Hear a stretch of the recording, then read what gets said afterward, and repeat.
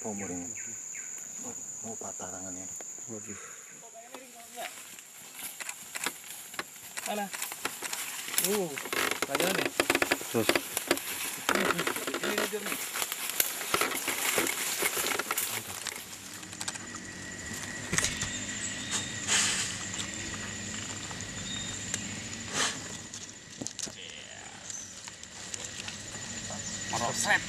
Mantap, Pak.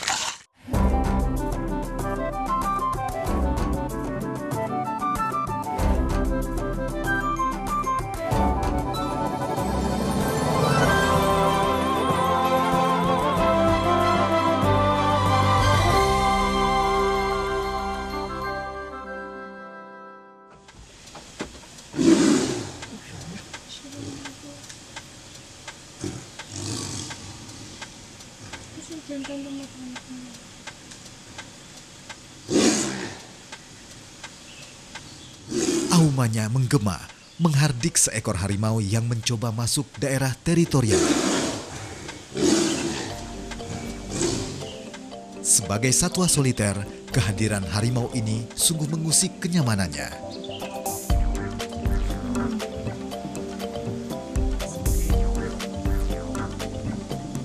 Seolah tak ingin pergi, harimau ini justru kian mengganggu. Ia pun marah, menerjang, dan meluapkan ancaman dalam geraman yang menggetarkan. Nyali sang lawan pun ciut dan memutuskan menjauh dari pertikaian yang lebih kejam.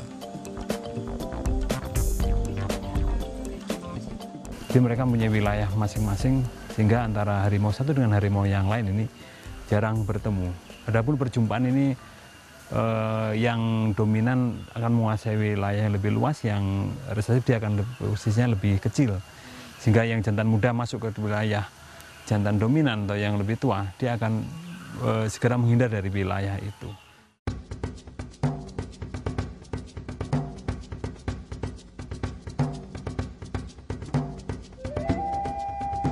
Harimau atau Panthera tigris adalah spesies kucing besar yang hidup di dataran Asia. Mengandalkan penglihatan, pendengaran, dan penciuman yang tajam, harimau adalah predator tertinggi dalam rantai makanan. Harimau aktif berburu di siang dan juga malam hari. Berbeda dengan spesies kucing yang takut dengan air, harimau adalah perenang handal.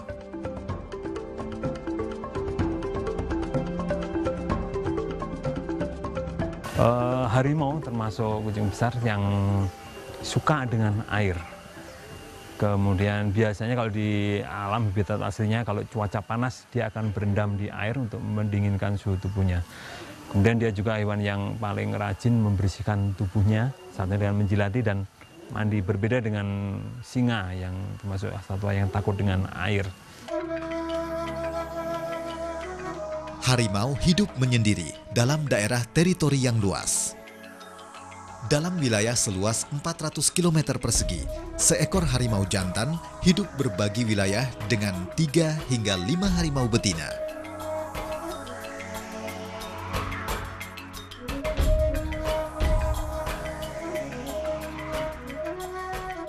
Pada masa kawin, harimau betina akan bersikap agresif.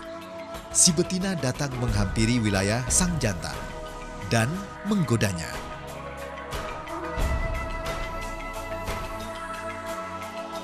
Kebersamaan pasangan harimau ini hanya berlangsung selama 1 minggu lamanya. Iya, jadi harimau itu kan dia hidupnya soliter ya, jadi dia sendiri-sendiri gitu karena terkait dengan penguasaan wilayah. Terus harimau itu bersama hanya ketika dia akan kawin, jadi selama masa kawin, kemudian atau dia punya anak. Jadi setelah kawin itu ya udah selesai. Jadi bejantannya akan kembali ke ininya lagi ya, ke rutenya semula. Kemudian betina juga dia punya teritori sendiri, tapi lebih kecil ya daripada jantan. Itu dia untuk mengurusi, mengawasi anak-anaknya. Harimau terbagi menjadi 9 subspesies yang tersebar mulai dari dataran Turki hingga ke Rusia. Namun saat ini hanya tersisa 6 subspesies harimau saja di dunia. 3 subspesies harimau lainnya telah punah, sementara ke-6 subspesies lainnya seolah menunggu giliran dalam daftar merah sebagai hewan yang terancam punah. Jumlah subspesies harimau terbanyak di alam ditempati oleh harimau benggala. Satwa nasional yang diberi julukan Royal Bengal Tiger ini jumlahnya diperkirakan mencapai 1.800 ekor. Sementara kucing besar Indonesia, harimau Sumatera, menempati posisi teratas subspesies harimau dalam daftar merah Lembaga Konservasi Satwa Dunia dengan jumlah yang terkecil. Jumlahnya di alam diperkirakan hanya 400 ekor. Kegagahan harimau dipuja, dikagumi, sekaligus ditakuti jutaan orang di dunia.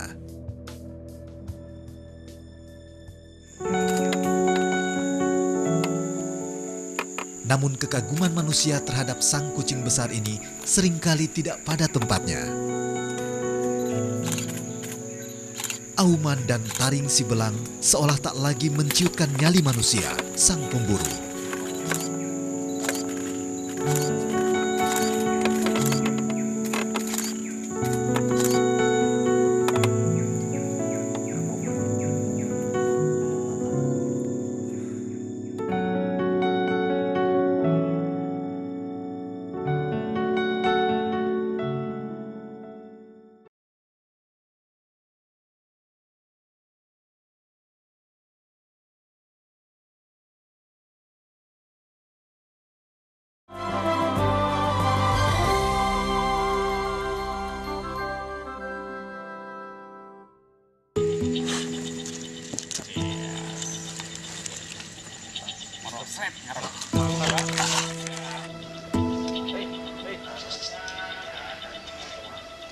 Emang.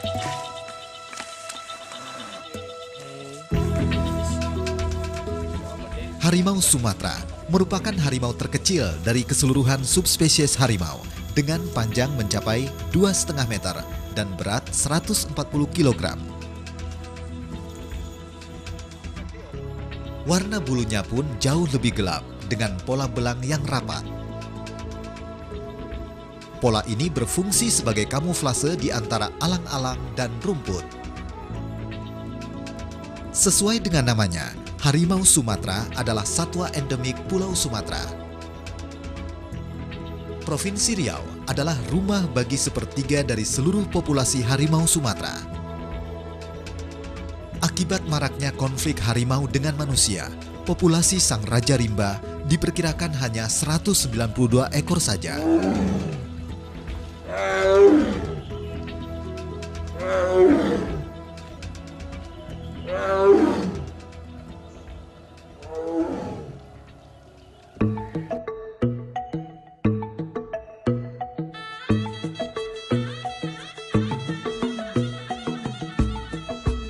Mei 2011, sebuah harapan seolah membuncah saat kamera jebak milik sebuah lembaga sosial dunia berhasil merekam 3 anak harimau yang tengah bermain di hutan tempat mereka hidup.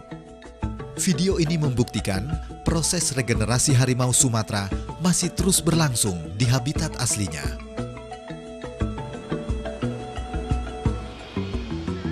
Sayangnya harapan tersebut kembali tergerus. Habitat asli sang kucing besar Sumatera ini kian menyusut. Hutan tempat tinggalnya beralih wajah menjadi perkebunan sawit ataupun hutan tanaman industri.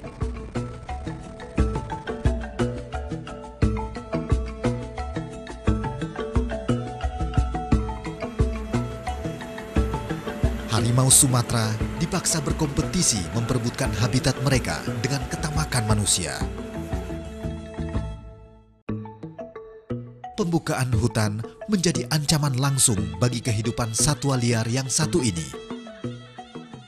Konflik harimau dengan manusia itu memang sangat tinggi ya, terutama di Riau. Riau itu paling tinggi se-Sumatera dari segi konflik harimau dan manusianya. Kalau kita lihat secara makro, memang kawasan hutan di seluruh Sumatera memang sudah sangat berkurang. Jadi lebih dari 50% itu sudah berganti bentuk, sudah tidak menjadi hutan lagi.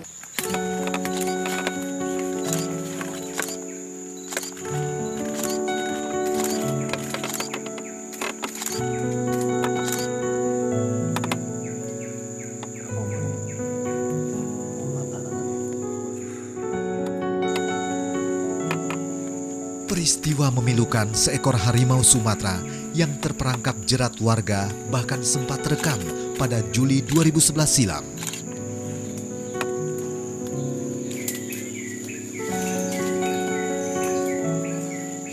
Saat ditemukan, harimau naas ini dalam keadaan lemah.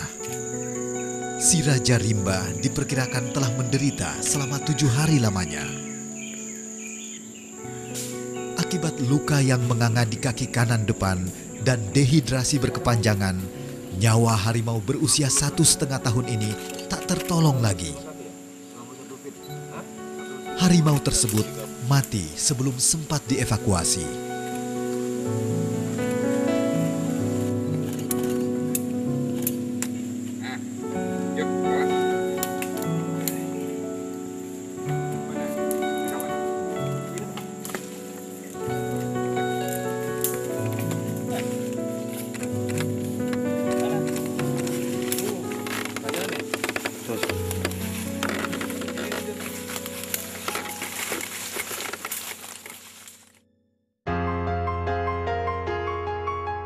Sepanjang 10 tahun terakhir, tercatat lebih dari 235 konflik manusia dengan harimau terjadi di seluruh wilayah Sumatera. Lebih dari 277 jebakan terpasang untuk melumpuhkan sang penguasa hutan Sumatera ini. Harimau diburu karena banyak bagian tubuhnya yang bisa diperdagangkan, seperti cakar, gigi taring, kumis, tulang, dan tentunya kulitnya. Maret 2011, seorang penadah dan penyeludup tertangkap tangan oleh tim BKSDA Riau dan Sumatera Barat. Dari tangannya disita selembar kulit harimau jantan dewasa. Harimau malang tersebut diburu dengan cara diberi racun. Tragisnya, peristiwa itu terjadi dekat Suaka Margasatwa Rimbang Baling, Kampar Riau.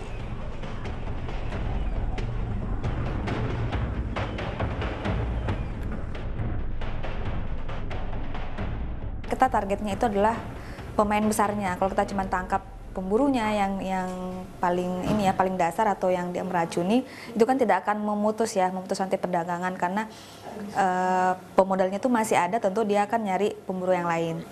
Kalau tidak salah itu 3 tahun ya divonisnya, 3 tahun penjara. Dan ini sebenarnya juga satu keberhasilan dari segi penegakan hukum terhadap kejahatan satwa liar.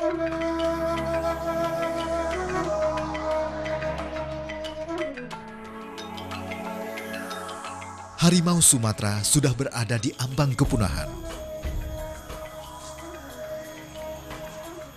Akankah satu-satunya anak spesies kucing besar kebanggaan Indonesia ini menyusul nasib saudaranya harimau Jawa dan Bali yang telah punah terlebih dahulu?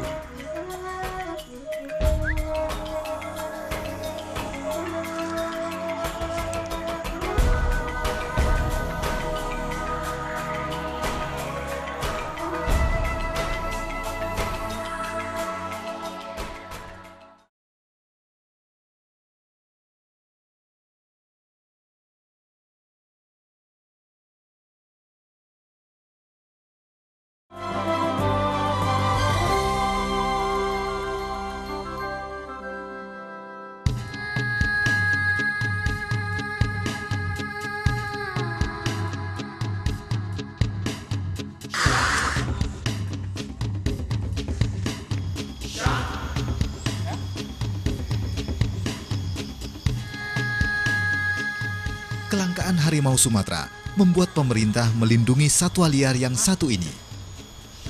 Melalui Undang-Undang Nomor 5 Tahun 1990, satwa langka yang dilindungi negara jelas sekali tidak diperuntukkan dipelihara secara pribadi oleh masyarakat. Karena satwa liar seperti harimau sejatinya tak akan pernah hilang insting liarnya dan bisa membahayakan jiwa yang memeliharanya. Sini, Mak.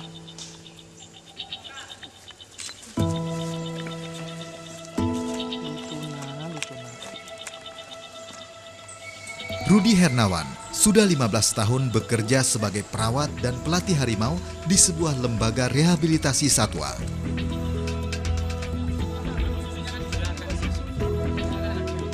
Hubungannya dengan harimau sangat dekat. Namun Rudi harus selalu siaga dan tak boleh lengah agar aksi satwa liar kesayangannya itu tidak mencederainya.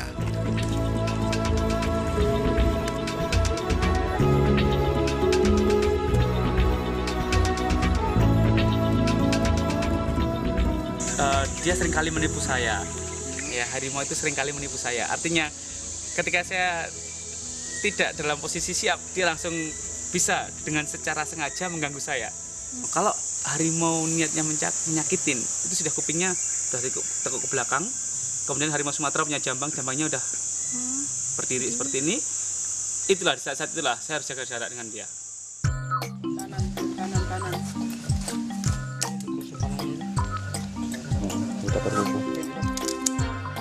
Perawatan dan pelatihan yang diberikan pada setiap harimau harus dilakukan dengan berhadapan langsung. Sekali saja berdiri membelakangi mereka, bisa sangat fatal akibatnya.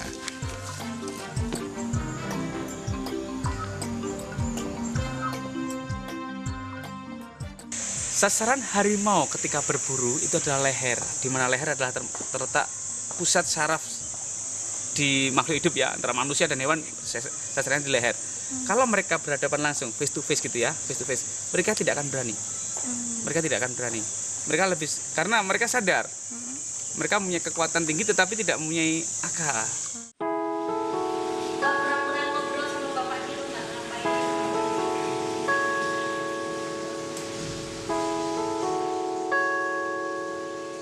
Kesehatan harimau bisa dideteksi dari kotoran harimau. Pemeriksaan kotoran harimau dilakukan secara berkala tiap minggunya. Dan hasilnya digunakan menjadi acuan dokter untuk pemeriksaan selanjutnya.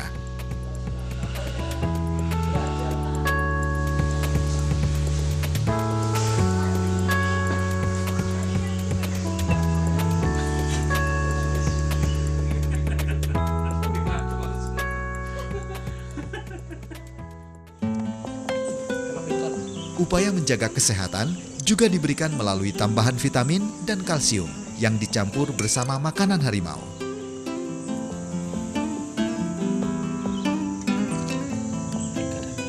Setiap ekor harimau di pusat rehabilitasi ini bisa menghabiskan daging sebanyak 7 kg tiap hari.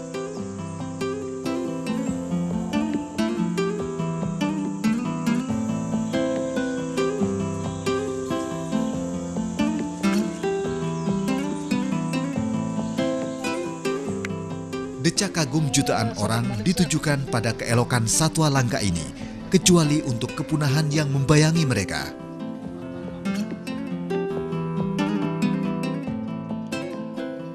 Belajar dari apa yang telah terjadi, Indonesia telah kehilangan 2 spesies kucing besarnya, yakni harimau Jawa dan harimau Bali.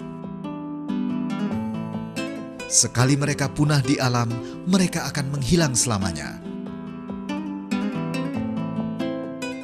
Dengan menyelamatkan satu harimau, menjadi jaminan nyata kelestarian hutan seluas 10 hektar.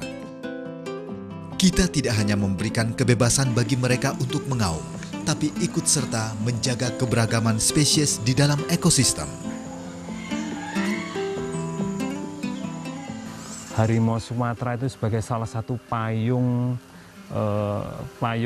sebagai payung kelestarian dari kegiatan pelestarian alam yang ada di Sumatera. Kalau yang namanya harimaunya sudah punah, berarti satwa yang lain pun akan punah.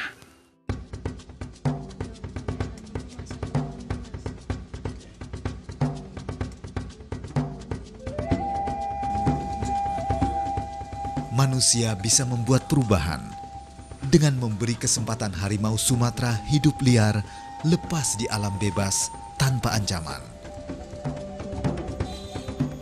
Nun jauh di balik hutan belantara, raungan mereka mengibah pertolongan kita.